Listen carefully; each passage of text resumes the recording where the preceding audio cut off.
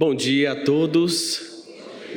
E Jesus, nosso mestre, nosso amigo, nosso chefe, nosso comandante, nossa inspiração. Pronto, melhorou. Que Jesus, que é a nossa inspiração de todas as horas, possa estar presente em nossas vidas.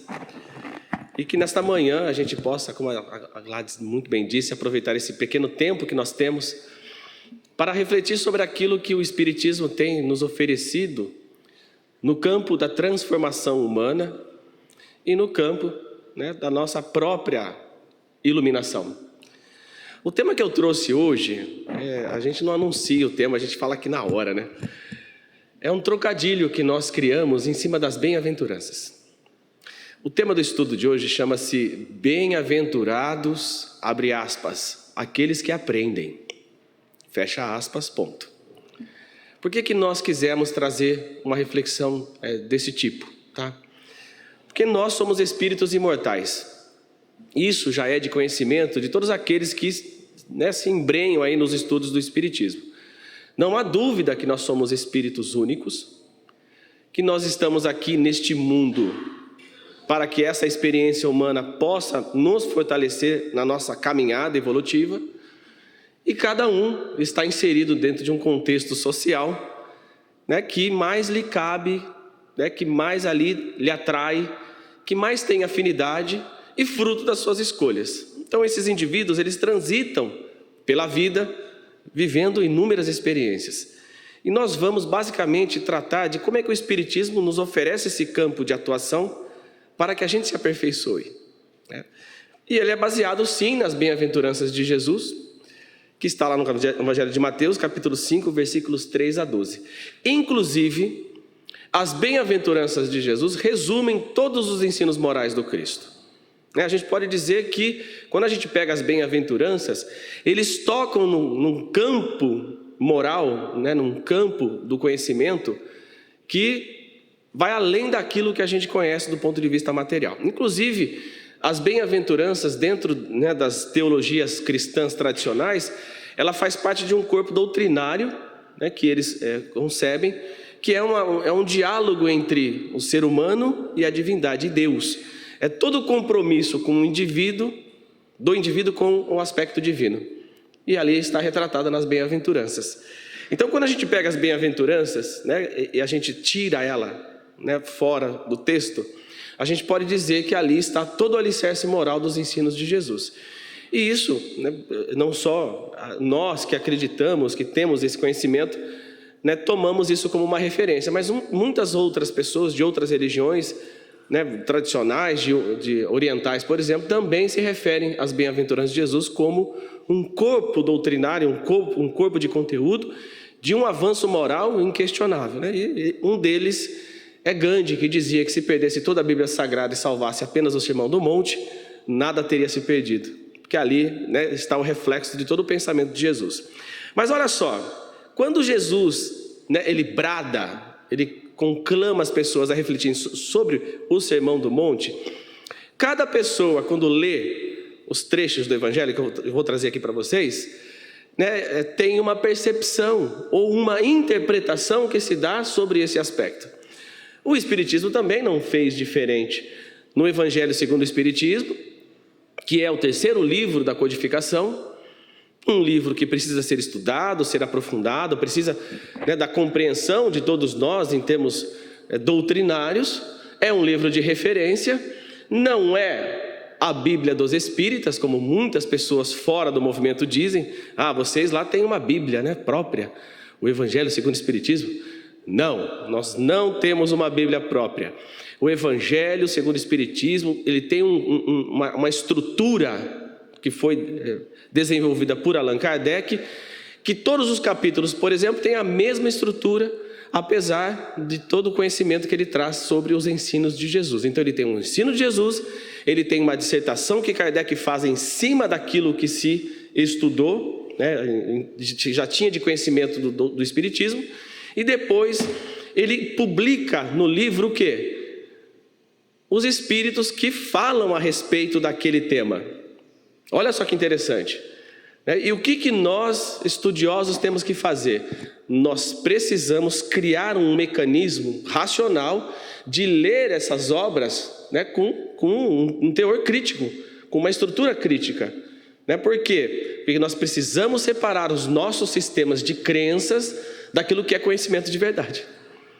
Por que eu estou falando isso? Porque muitas das considerações que estão ali trazidas pelos Espíritos, se nós não estudarmos o texto dentro do contexto, a gente ainda vai acreditar em muitas questões que foram desenvolvidas por essas teologias tradicionais ao longo de milênios, como um Deus punitivo, por exemplo. Tem questões ali que eles colocam Deus, de uma forma muito punitiva. E não, eles precisam entender o contexto daquele espírito. Então a gente tem até uma sugestão para fazer, se vocês aí, todo mundo que está assistindo aqui no salão, na internet, toparem fazer essa análise, levantar o nome daqueles espíritos que assinam aquelas mensagens e ir na história pesquisar a respeito do que foi, qual foi a contribuição de cada uma daquelas pessoas que escreveram aquelas mensagens, entendendo o contexto daqueles nomes, daqueles indivíduos, quais foram as contribuições que cada um trouxe no mundo e quais foram as experiências que eles tiveram do ponto de vista da transformação e até do ponto de vista da teologia, sim, do aspecto teológico que eles vivenciaram. E a gente vai se encantar. Por exemplo, nós tivemos a oportunidade de fazer esse exercício e ele traz um resultado muito grande do ponto de vista do conhecimento. Por quê? Nós quisemos estudar um pouco sobre Santo Agostinho. Aqui alguém já leu a respeito de Santo Agostinho, da vida pessoal dele? O que vocês acham? Fizeram? Já levanta a mão quem já estudou. Quem nunca estudou a vida de Santo Agostinho? Quem está com preguiça de levantar o braço? Levanta a mão. De manhã não é fácil, né? Mas enfim, quando a gente estuda a vida de Santo Agostinho, nós nos encantamos ainda mais com as mensagens que ele trouxe na codificação. Por quê? Rapidamente, aqui, só fazendo uma contextualização. Santo Agostinho era uma pessoa de uma inteligência brilhante, de uma capacidade cognitiva inquestionável e insuperável. E aí o que aconteceu? Ele tinha na sua época uma atividade semelhante à advocacia. Ele defendia pessoas no espaço ali onde o público ia participar. E através da retórica, através da argumentação, o que Santo Agostinho fazia? Ele defendia ou acusava alguma pessoa. Naquele dia, ele estava defendendo um homem que havia sido acusado de tentativa de homicídio da sua esposa.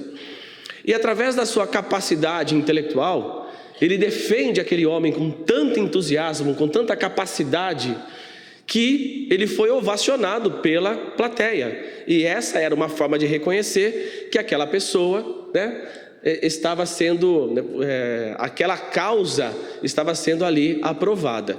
E aquele homem, portanto, foi libertado das suas acusações. Tempos depois, no mesmo espaço onde Santo Agostinho trabalhava, apareceu um rapaz, um menininho.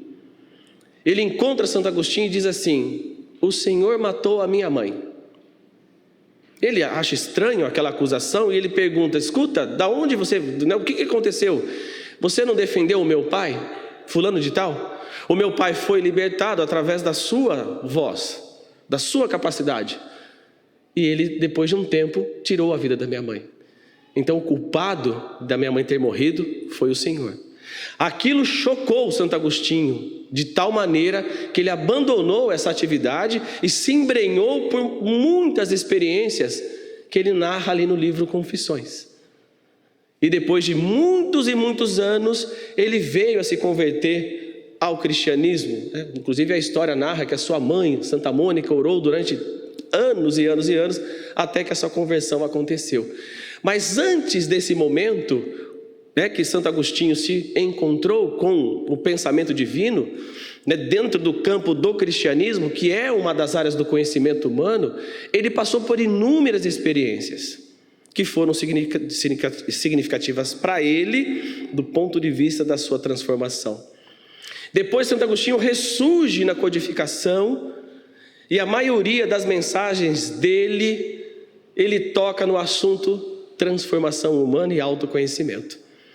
E isso fica muito bem evidente na questão 919 do Livro dos Espíritos, né, quando tem a pergunta lá, né, como é que a gente faz para poder atingir esse nível de espiritualidade. Estou aqui falando da forma que eu me recordo, e eles dizem, né, faça-se como um antigo fazia, conhece-te a ti mesmo, que é um conhecimento trazido lá da filosofia de Sócrates, e ele trabalha muito essa perspectiva de conhecer a si mesmo.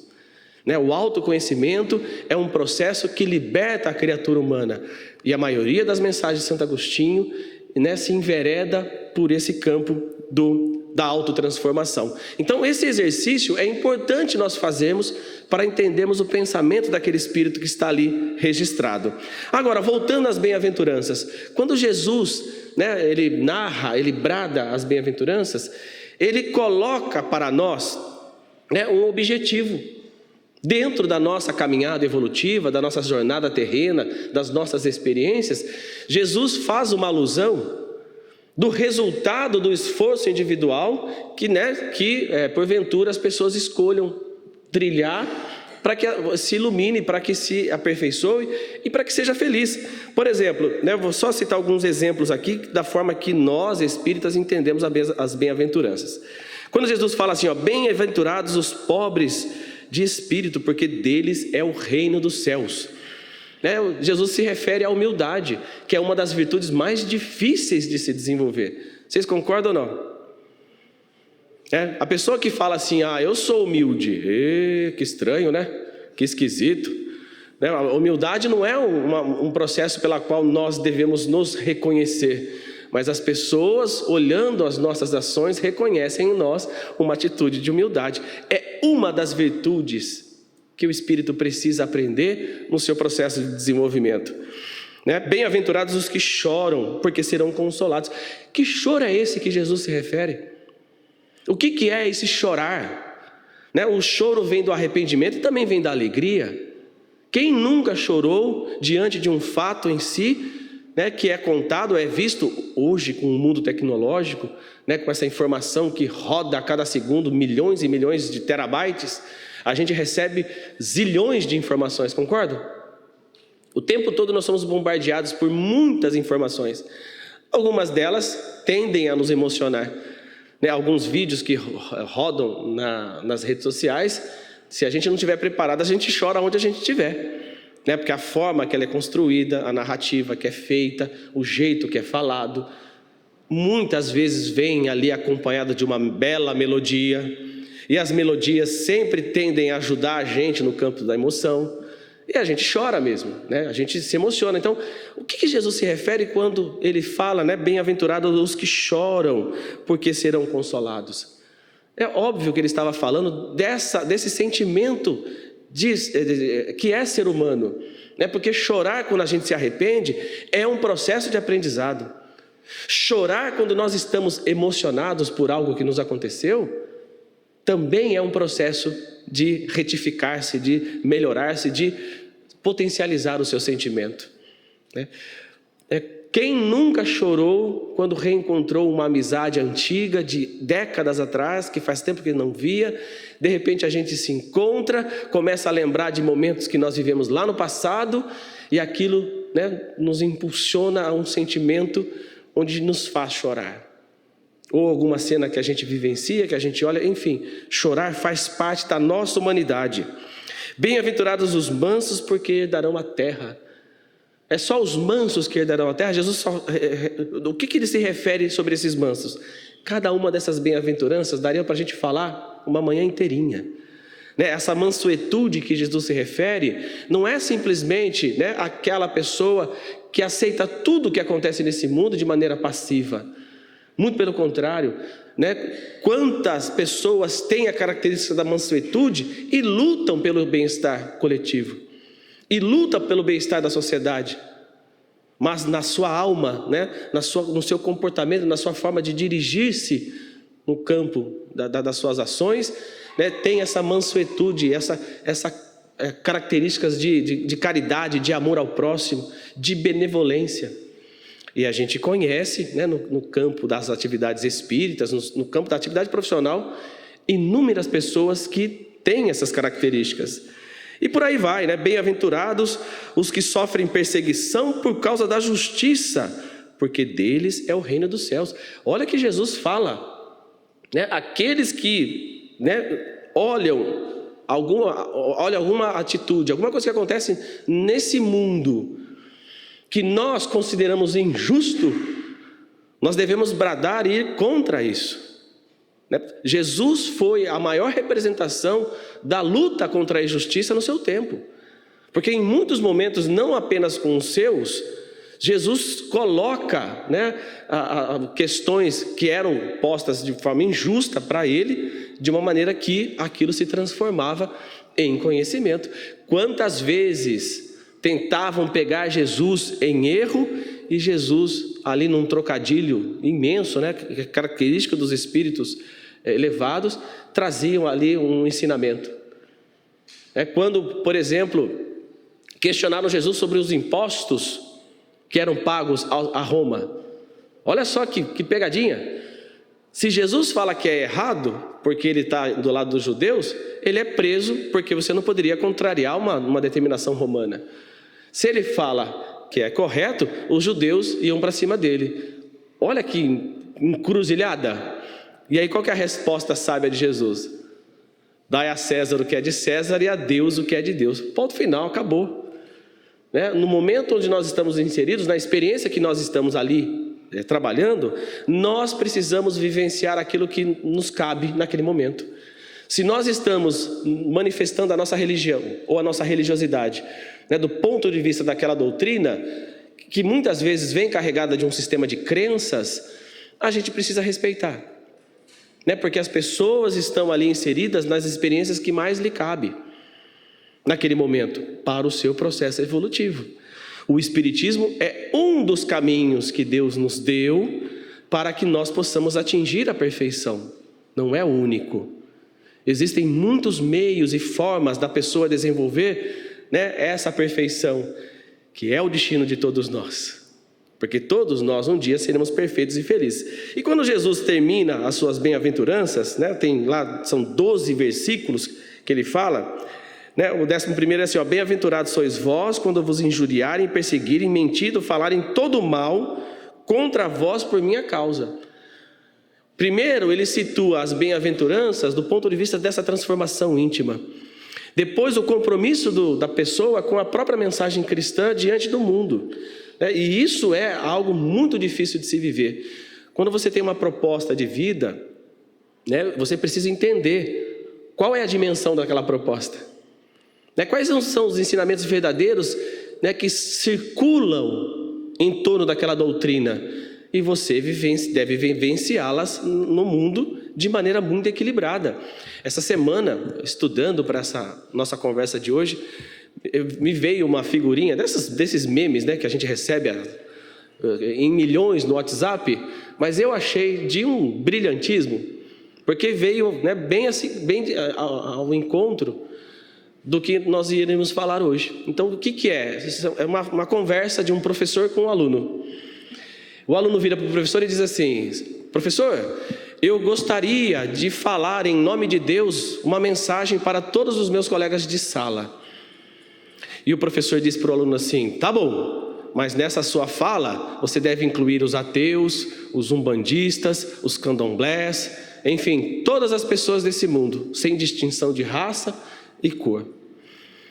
Aí o menino, teria dito assim: mas não é isso que Deus quer. E o professor: então o seu Deus não tem nem um minuto na minha sala. É forte esse diálogo, é forte, mas o que traz para a reflexão?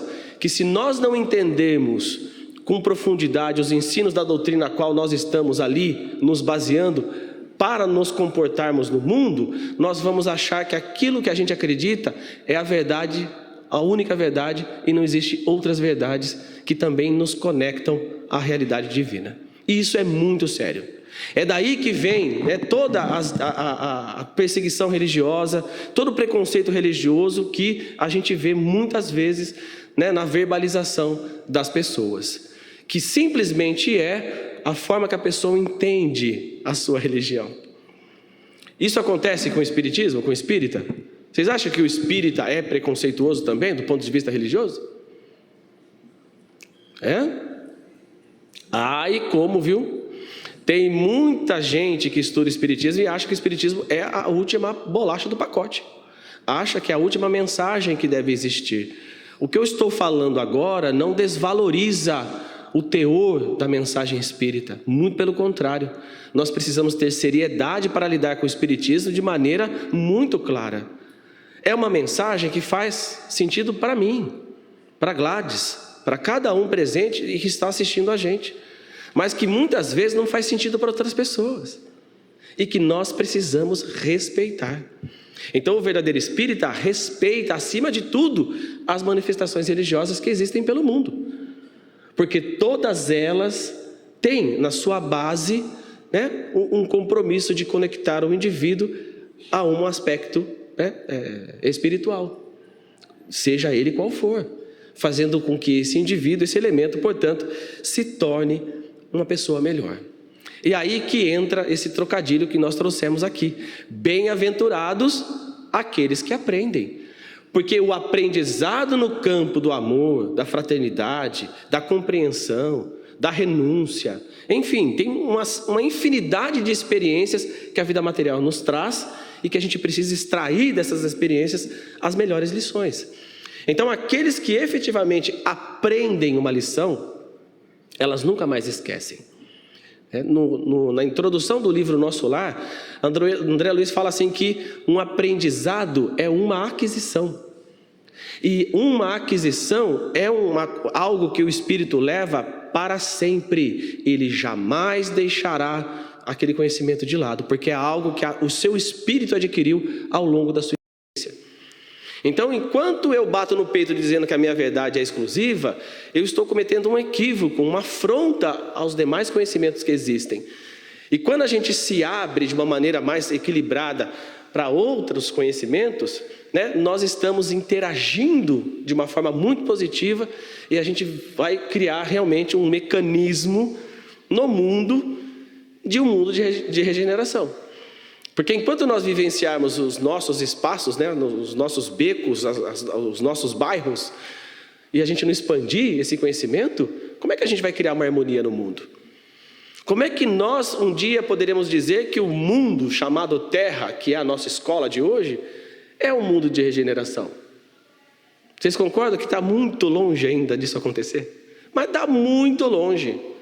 Não vai ser nessa existência. Não vai ser na próxima, vai ser nas inúmeras existências que virão.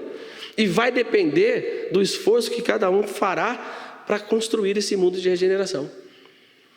Então, é uma escolha que a gente faz, é uma vivência que a gente vai estabelecer e cada um deve usar da experiência da melhor maneira possível.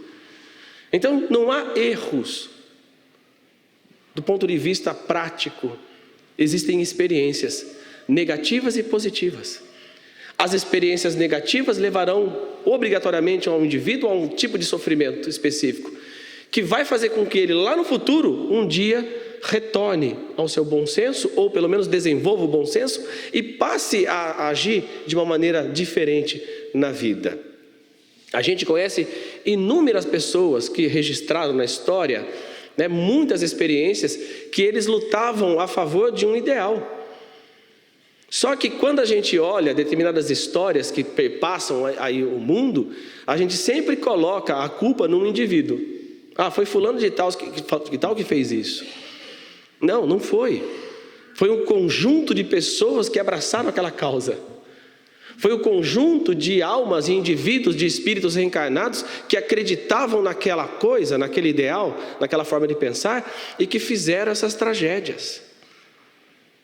Essa semana retrasada nós estávamos numa aula de economia falando a respeito de muitos desvios morais que aconteceram na história e que mudaram o mundo. Aí um aluno perguntou da Segunda Guerra Mundial, falou de Hitler. E aí o que aconteceu? O clima mudou na sala, foi muito curioso. E aí cada aluno começou a falar uma coisa diferente, as experiências que teve, aquilo que viu na história, enfim. Aí eu lembrei de um trecho do livro Nosso Lar. Vai vendo, gente, está gravado, né? Mas foi assim algo muito didático. Para eu poder mudar de assunto e partir para os próximos tópicos, eu falei assim, gente, nada que acontece neste mundo é culpa de uma pessoa só. Aí eu lembrei da frase, né, que está lá no livro Nosso Lar. André Luiz fala assim: antes de lamentar um homem que se opõe às leis do bem, é mais certo lamentar um povo que esqueceu a justiça. Antes de lamentar um homem que se opõe às leis do bem, é mais certo lamentar um povo que esqueceu a justiça. Isso não foi feito apenas por uma pessoa, foi feito por um coletivo de pessoas. E na sociedade, a gente percebe que os movimentos crescem aos milhões. As pessoas se enveredam por determinados pensamentos porque se afinizam com aquilo. E muitas vezes estão praticando coisas que vão contra ao bem-estar de todos. Mas as pessoas estão vivenciando as suas experiências. O mais importante é isso. São as experiências que vão fazer com que esse aprendizado se consolide. Quando nós tínhamos 10 anos, nós não tínhamos um pensamento? E depois que nós fizemos 20, o que aconteceu? Mudou ou não? Mudou? Opa, se mudou. E depois de 30? Mais ainda, e a gente espera que mude mesmo, né? Quando a gente faz 40, a gente pensa diferente. E aí, quanto mais experiências se somam à nossa existência, mais diferente ainda nós pensamos acerca da vida. Quem se cristaliza do ponto de vista do conhecimento não avança, não vai para frente, não pensa diferente, não abre a sua mente para conhecer novas coisas, novas ideias, novos horizontes. E nós, enquanto espíritas, temos que ter esse compromisso de sempre estar com a mente aberta para receber novos conhecimentos, porque serão esses novos conhecimentos que farão com que a gente cada vez mais avance do ponto de vista moral e intelectual. E quem disse isso não é o Sandro, que está aqui hoje. É o livro dos Espíritos, são os espíritos elevados que conseguem ter uma concepção do longo prazo de uma maneira muito melhor do que a gente. Na questão 115, que toda vez que eu venho falar aqui, ou eu faço uma palestra por aí, eu lembro as pessoas dessa questão. Questão 115 do livro dos Espíritos é um divisor de águas desse ponto de vista, do autoconhecimento. Porque quando Kardec pergunta se Deus cria os espíritos bons e outros maus, ele já faz na pergunta uma distinção entre moralidade. Porque da nossa percepção, olha só como a gente tem que refletir inclusive sobre as perguntas. O que é ser bom e o que é ser mau? Os nossos valores individuais, eles interferem nessa leitura. Porque para nós, da forma que a gente vê a vida, os valores que a gente tem, o jeito que a gente entende a nossa existência, tem coisas que a gente acha que é bom e é ruim para as outras. Tem ou não tem? E como tem? Tem coisas que a gente acha que é ruim, mas que é bom para outras pessoas. Qual é o meio termo que a gente vai encontrar de equilíbrio para a gente poder olhar para uma questão como essa e saber discernir o certo do errado? Da mesma maneira que quando Jesus fala, bem-aventurados aqueles que têm fome e sede de justiça. O que é ter fome e sede de justiça? O que é justo para mim? A gente precisa avaliar. E qual é a balança que a gente usa para avaliar o que é justo ou não? São as leis orgânicas, as leis federais, as leis estaduais? Ou são lições que estão impregnadas em nossa alma, que vai fazer com que a gente desenvolva um senso de justiça segundo as leis divinas? Eu entendo, do ponto de vista espírita, essa segunda opção como mais adequada. E como é que a gente vai desenvolvendo um aspecto de entender o que é justo ou injusto neste mundo? Nós precisamos nos conectar com essa essência divina. Nós precisamos nos conectar com as leis de Deus. Nós precisamos entender como é que as leis de Deus funcionam na vida dos indivíduos. Aí nós vamos começar a exercitar um senso de justiça adequado. Porque por mais que aquela imagem da justiça seja com as vendas, que a justiça é cega, ela não olha o indivíduo, mas ela aplica a lei, a gente sabe que em muitas instâncias, em muitos aspectos, tem a questão interpretativa e a aplicação daquilo, né, que pode chegar a muitas instâncias. Mas uma coisa a gente precisa fazer muita diferença do ponto de vista espírita: aquilo que é justiça humana e aquilo que é do campo divino. É impossível escapar do ponto de vista da justiça divina de qualquer ato ilícito que nós venhamos a cometer. Não há como fugir. Nós podemos cometer os atos ilícitos mais terríveis nesse mundo e ficar às escondidas do ponto de vista da justiça humana, mas ninguém escapa da própria consciência, porque toda a experiência que nós temos, a gente registra na nossa alma, no nosso espírito, e um dia, lá na imortalidade, essa própria consciência irá nos cobrar, segundo as leis divinas que foram estabelecidas, né, de todo o tempo. Então, nesse sentido, a questão 115, ela nos coloca um desafio do ponto de vista do aprendizado. Porque aprender, nós vamos fazer inúmeras vezes, sob diversas perspectivas, sobre inúmeras áreas do conhecimento, e nas centenas e milhares de reencarnações que ainda virão até o nosso aperfeiçoamento final. Que a gente não sabe, né, quantas encarnações nós teremos. Mas pasmem, eu já ouvi de pessoas dizendo assim: olha, se eu melhorar esse aspecto aqui que não é muito adequado na minha vida, eu já posso me considerar um espírito puro. Aí a gente olha, né, e fala assim: nossa, lá na consciência, né, a gente não fala, não verbaliza, mas pensa, né, quisera eu, né, só ter isso para melhorar, porque às vezes é um ponto que a gente já melhorou e a pessoa não consegue. Então falar que você já vai ser puro depois de você vencer um mal, será que é o fim do caminho? O que é ser um espírito puro, da forma que o Espiritismo coloca para nós? É sermos assim como Jesus foi e é.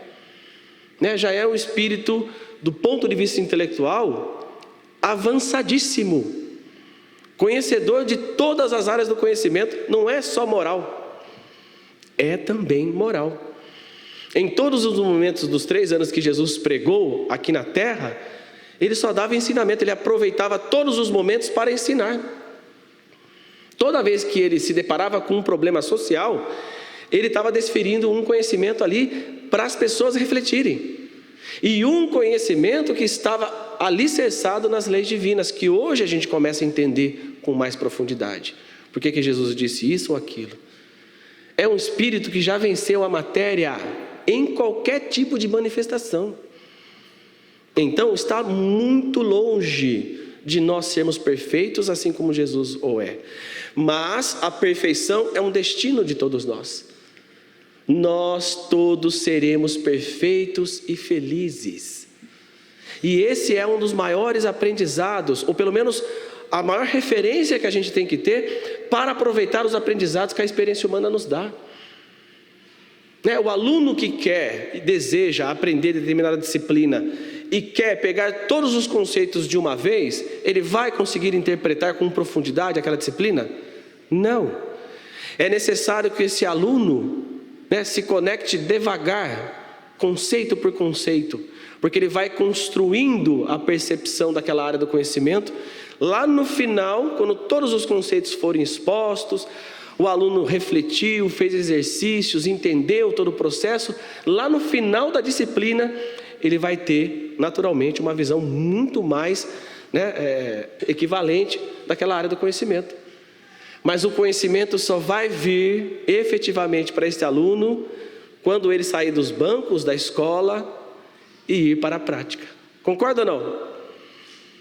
O médico aprende teoricamente sobre diversas áreas do conhecimento e sobre a sua prática, na sua área específica. Mas ele só vai se tornar um médico efetivo quando ele partir para a prática, quando ele começar a atender as pessoas, quando ele passar a fazer as cirurgias, que são meticulosas, que são delicadas. O médico precisa dessa prática. Ou seja, toda a área do conhecimento precisa desenvolver a sua prática para aprofundar o campo teórico. O aprendizado do espírito não é diferente. A vida humana nos dá as inúmeras oportunidades para que a gente chegue a essa dimensão desse conhecimento prático. Então a questão 115, ele fala para nós que todos nós fomos criados simples e ignorantes e através do conhecimento da verdade, nós seremos perfeitos e felizes. Dá um frio na barriga, né? Eu sempre falo isso. Quando a gente olha e entende essa propositura dos Espíritos, todos nós seremos perfeitos e felizes. Em que tempo isso vai acontecer? Em que momento a gente vai ter essa percepção de perfeição e felicidade? Vai demorar muito. Tem muitas experiências ainda que requerem do indivíduo um aprendizado incomparável, para que ele possa, lá no final da sua caminhada evolutiva, nas inúmeras reencarnações, ele adquirir o conhecimento teórico de todas as áreas do conhecimento e o prático do ponto de vista moral. Porque, gente, do ponto de vista o Espiritismo nos traz conceitualmente que é necessário que a gente aprenda intelectualmente para depois desenvolver o moral. Por quê? Para você saber o que é certo e errado, você precisa discernir. E o discernimento vem do quê? Da observação, da análise e da aquisição do conhecimento. Aí você consegue olhar aquela área e você consegue compreender a profundidade daquele ensinamento. Por que é abstrato para muita gente falar sobre perdão? Ou não é abstrato? Ou não é difícil? Perdoar, o que é perdoar? Perdoar é simplesmente você banir da sua alma, da sua consciência, aquilo que foi desferido a você e que te feriu profundamente? Não. Do ponto de vista prático, o perdão vem do saber você conviver com aquilo que te feriu, com equilíbrio. Aquilo você lembra e aquilo não te faz mal. Mas não é um processo que a gente faz da noite para o dia. Não é algo que a gente adquire, muitas vezes, em uma encarnação. Às vezes é necessário que a gente tenha inúmeras experiências com determinados indivíduos para que a gente aprenda efetivamente a perdoar. Que não é esquecer, mas aprender a conviver com aquilo que nos feriu de maneira equilibrada. É difícil? É muito difícil. Não adianta simplesmente a gente falar para a pessoa assim, você precisa perdoar. Não. A pessoa não está pronta para aquilo. Ela não está querendo vivenciar aquela experiência naquele momento. Ela está querendo viver, muitas vezes, aquela dor. E nós precisamos respeitar. Certa vez nós estávamos conversando com um jovem e quando a gente começa a aprender determinadas coisas, a gente acha que a gente pode desferir verdades, né? E eu estava lá sendo mais moralista do que um orientador. E uma senhora muito sábia, que estava num encontro de juventude, estava ouvindo a minha conversa com aquele jovem. Ela virou para mim, me puxou e falou assim, quem é você para falar isso para ele? Você sabe quais são as dores desse jovem? O que está acontecendo de verdade por trás? Deus respeita a sua individualidade, como respeita a minha, como respeita a dele. O jeito que você está fazendo não vai causar nenhum impacto positivo, muito pelo contrário, vai ser extremamente ruim para ele. Então muda o seu discurso, seja acolhedor, entenda a dimensão do que ele está falando, entenda o porquê que ele diz aquilo, quais são os valores que estão ali por trás, por que ele pensa daquele jeito, por que ele fala daquele jeito, por que ele sente aquilo, e acolha. E aí sim você vai aprender a ajudar as pessoas do jeito que eu tenho certeza que você quer. Foi uma lição que nós levamos para a vida, isso há 30 anos atrás. Porque às vezes a nossa verdade, a gente acha que é a verdade única e exclusiva, e não é. Só a sabedoria da experiência é que muitas vezes tem condições de dizer com profundidade, sobre determinados aspectos da nossa vida. Então, se todos nós seremos perfeitos e felizes, cabe a cada um de nós fazer o quê? Desenvolver um caminho seguro e adequado para que a gente possa aproveitar a vida, sim, as experiências que a vida nos dá, da melhor maneira possível. Quais são os caminhos adequados para que a gente possa extrair as experiências da vida? Não existe uma receita de bolo para isso. Nós precisamos viver. E viver não significa apenas ir na igreja, ir no centro espírita, ir no terreiro. Não é isso. Isso é uma parte da nossa vida. Viver significa conviver com os nossos familiares. escolher uma profissão e fazer com amor, né? Desenvolver o hábito de ajudar as pessoas, né? Desenvolver uma atividade voluntária, estender as mãos quando alguém pede socorro. Nós convivemos com pessoas difíceis e talvez essa seja o maior desafio que a gente tem, né? Porque conviver, eu sempre falo isso, conviver com pessoas que gostam da gente é a coisa mais fácil do mundo. Conviver com pessoas que a gente olha e a gente não fala, mas lá no fundo da nossa alma a gente diz: eu não acredito que esse indivíduo está aqui, eu não acredito que essa fulana veio nesse lugar. Então, gente, uma má notícia para quem pensa assim: é esse indivíduo e é essa fulana que vai fazer com que a gente desenvolva caracteres morais elevados. Porque se ela provoca ou ele provoca um sentimento ruim em nós, nós precisamos entender o porquê que isso acontece. O problema está comigo ou o problema está com a pessoa? Muitas vezes a psicologia vai dizer que o problema é nosso, né? Quando a gente acusa alguém, a gente projeta no outro aquilo que muitas vezes a gente tem em nossa alma. Então é necessário que a gente compreenda e viva o mundo da melhor maneira possível.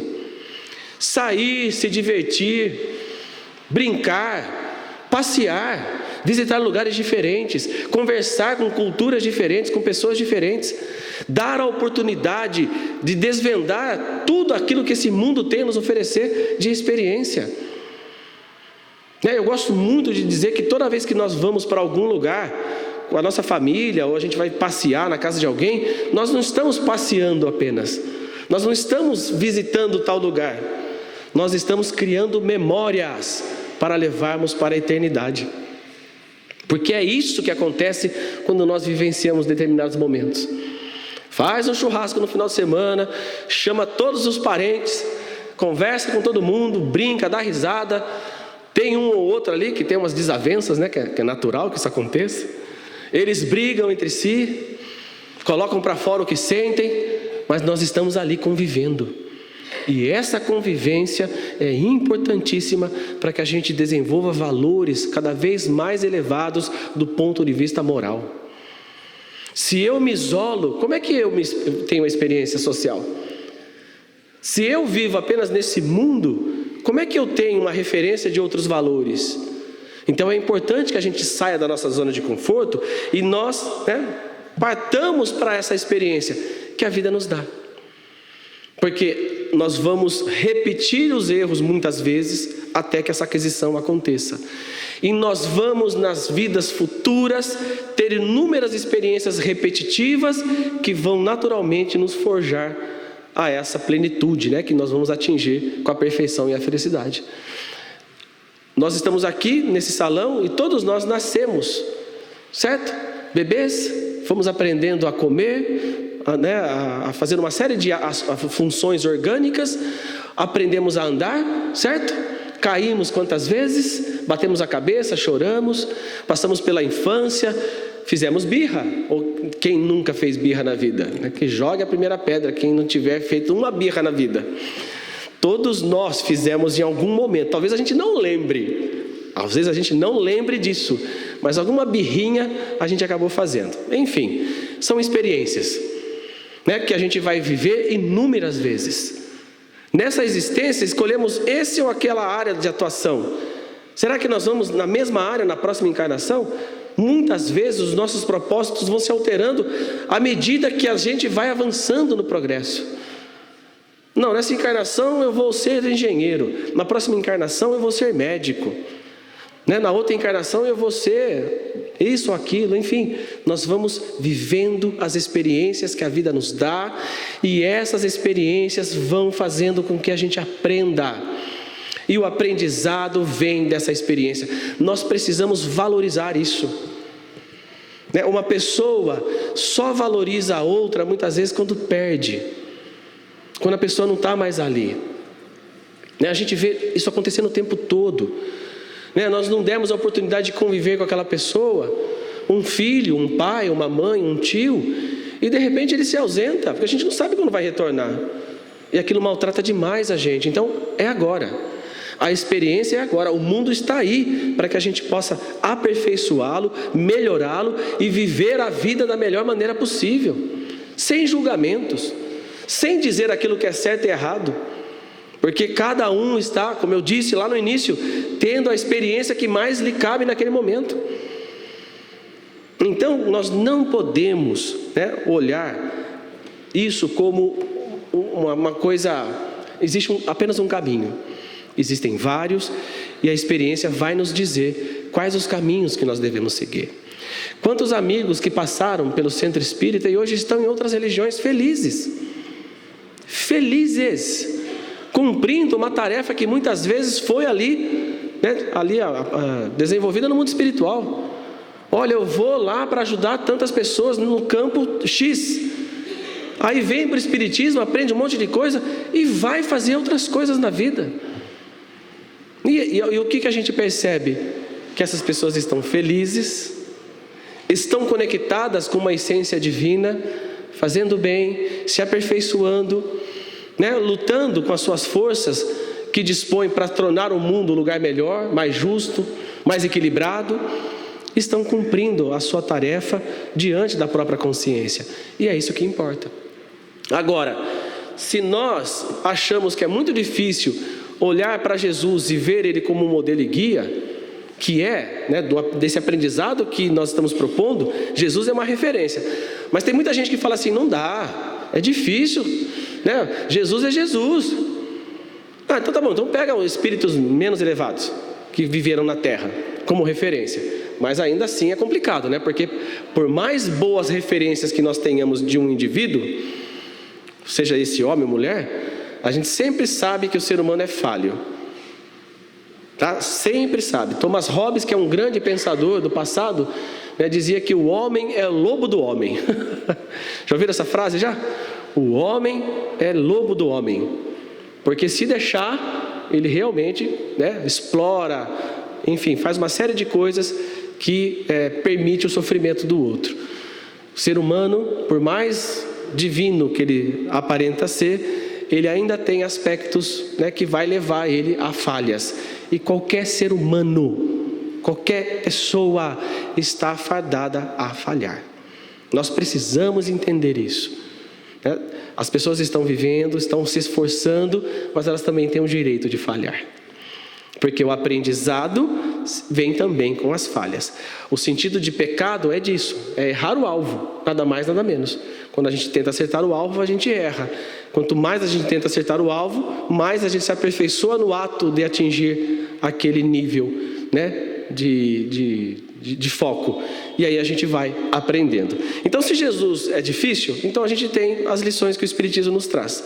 E aí entra um texto, para a gente encerrar a nossa conversa de hoje, que é um dos maiores, um texto mais desafiador do ponto de vista moral que a gente tem nas obras da codificação. Vocês sabem que texto eu estou falando? Alguém lembra? Quando a gente fala assim de um texto desafiador para o nosso desenvolvimento moral, o que vem na cabeça da gente? É o Livro dos Espíritos, o Livro dos Médiuns, a Gênese, Céu e Inferno. Capítulo 17 do Evangelho segundo o Espiritismo. O texto, o homem de bem, que eu já falei aqui inúmeras vezes sobre esse texto. E eu tenho certeza que muitos já leram, muitos passaram por aqueles ensinamentos que não fizeram sentido na hora, mas quando a gente pega para estudar cada ponto do homem de bem, o ser humano de bem, a gente percebe que aquilo ali são propostas que os Espíritos nos deram para esse aprendizado. Esse aprendizado que deve acontecer gradativamente no tempo de cada um. Cada um que lê o trecho das obras de Kardec, principalmente um homem de bem, vai absorver aquele conhecimento e vai aplicá-lo na vida segundo as suas capacidades. E para Deus, o que vai valer para Deus? O que a gente aprende em Espiritismo é o esforço que cada um vai empreender em fazer com que esses ensinamentos tenham efeito na sua vida prática. Às vezes a gente não consegue numa encarnação. Então a gente não deve se ferir, se auto-torturar, porque a gente não consegue, às vezes, vivenciar um desses ensinamentos. O O homem de bem não se compraz em procurar os defeitos dos outros, nem a pô-los em evidência. Se essa necessidade o obriga a isso, procura sempre o bem que pode atenuar o mal. A gente faz isso o tempo todo? Bem, vamos fazer uma reflexão, né? Desde a hora que a gente acorda e vai dormir, a gente faz isso o tempo todo? No trabalho, na família? Olha só. Não tenta fazer valer nem o seu espírito, nem os seus talentos às expensas dos outros. Pelo contrário, aproveita todas as ocasiões para fazer ressaltar as vantagens dos outros. Ou seja, olha aquilo que os outros têm de melhor e procura valorizar. Ah, Sandro, eu não consegui enxergar um valor naquele indivíduo. Tem gente que fala isso. O que a gente tem que fazer? Se esforça o quanto possível. Porque por mais ruim, do ponto de vista da nossa percepção que aquela pessoa seja, sempre haverá algo de bom. Até a sua relação com a sua mãe, às vezes pode salvá-lo, de um arsenal de coisas ruins. Porque toda pessoa que desequilibra ou gera um desequilíbrio, tem um sentimento com alguém, seja ele qual for. E é ali que a gente deve se apegar. E para a gente terminar, se nas relações sociais alguns homens se encontram na sua dependência, trata-os com bondade e benevolência, porque são seus iguais perante Deus. Usa sua autoridade para erguer-lhes o moral, e não para esmagar com seu orgulho, e evita tudo quanto poderia tornar mais penosa a sua posição subalterna. O texto, um homem de bem, isso aqui eu peguei alguns aleatoriamente. O primeiro parágrafo é aquele que deixa a gente quase sem ar, O homem de bem é aquele que pratica a lei de justiça, amor e caridade na sua maior pureza. Então são desafios que são colocados a nós para que a gente possa aprender. Aí a gente entra com o trocadilho de Jesus, Bem-aventurados aqueles que olham essas teorias todas e aprendem. E conseguem colocar em prática, mesmo que de maneira fragmentada, muitos desses ensinamentos, ou apenas um. Se a gente colocar um ensinamento em prática gradativamente, nós vamos sair dessa encarnação melhor do que nós entramos. Porque a gente vai adquirir esse conhecimento, e esse conhecimento vai fazer com que a gente seja um agente transformador no mundo em que nós encontramos. E para a gente encerrar nessa conversa, eu trouxe uma mensagem desse pequeno livro da nossa editora, chamado O Homem de Bem, que é do Espírito Augusto, sobre a psicografia do nosso querido Clayton Levi. E esse livro aqui, gente, ele é um livro que a gente deve ter na cabeceira. Sabe aquele livro que a gente lê toda vez antes de dormir? Porque ele tem cada aprendizado maravilhoso. E no campo do aprendizado, um dos maiores desafios, além daqueles que a gente já disse aqui hoje, é olharmos todos os indivíduos desse mundo como iguais. E a igualdade é sim uma das leis divinas. Para Deus não há diferentes, não há escolhidos, não há os seus pupilos. O que existem são espíritos que se prepararam para determinadas tarefas e chegaram a determinados níveis na sua tarefa porque se aperfeiçoaram para isso. O Chico Xavier não chegou no mundo com aquela capacidade mediúnica dele, produzindo o bem que ele fez para milhões de pessoas, de forma despretensiosa. Ele se preparou durante muitas encarnações. Assim como grandes outros nomes da história, também que contribuíram com o mundo, se prepararam durante muitas encarnações para vivenciar aquele momento. Então, esse trecho, para encerrar nossa mensagem, a mensagem é a 27ª, que chama-se Iguais, que fala exatamente desse último tópico do homem de bem. Deus concedeu ao homem a enxada da inteligência para cultivar a lavoura do progresso, mas quase sempre o homem a tem usado para cavar o fosso do preconceito que o separa de seus semelhantes. E quanto mais se distancia dos outros, mais longe fica de si mesmo, retardando o processo de autorrealização. Deus ofereceu ao homem o farol do sentimento, a fim de iluminar a caminhada, mas frequentemente o homem o tem usado para cegar a si mesmo, no relacionamento com os companheiros de jornada. E sem enxergar a essência daqueles que lhe compartilham a vida, perde-se na escuridão das próprias sombras. Deus convidou o homem a situar o seu campo de observação na torre do amor, a fim de ampliar sua visão na direção de horizontes mais largos. Mas invariavelmente o homem tem se escondido nos porões do ego, isolando-se dos outros, e segregado nos limites estreitos do próprio egoísmo. Não consegue divisar a paisagem ensolarada que existe para além dos interesses pessoais.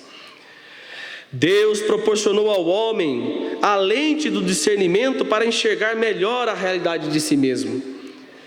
Mas repetidas vezes o homem a tem trocado pelas falsidades das máscaras, que escondem sua verdadeira essência, e preso aos rótulos que separam, adia indefinidamente sua integração à harmonia cósmica.